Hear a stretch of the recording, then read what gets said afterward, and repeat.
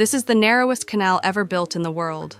A waterway is so slender that a slight miscalculation could lead a ship crashing into unforgiving rock walls, resulting in a major catastrophe. What makes it even more remarkable is that this canal wasn't carved out with modern machinery, but was painstakingly chiseled by hand. Located in Greece, the Corinth Canal is a testament to human determination.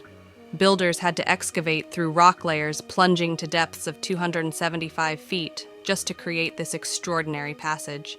The challenges they faced were monumental. Constructed between 1881 and 1893, the current canal might not boast the fame of the Suez or Panama Canal, but its significance is undeniable. It connects the western and eastern regions of Greece, saving ships around 300 miles of travel. Before its existence, ships had to navigate 400 miles around the Peloponnese Peninsula, spanning approximately 4 miles in length and plunging to a depth of 26 feet, making it the world's deepest canal. Yet what truly sets it apart is its narrow width, a mere 68 feet. This characteristic poses a constant challenge for ship captains and navigators, demanding heightened vigilance to avert potential disasters.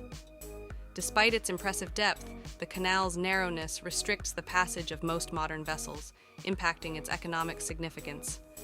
Nevertheless, it remains a crucial waterway, witnessing the passage of up to 15,000 ships annually from 50 different countries.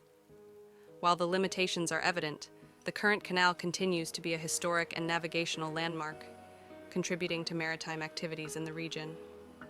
Over its 140-year history, it has become a vital link connecting the Corinthian Gulf with the Aegean Seas, Saronic Gulf, a true hero in the realm of waterways.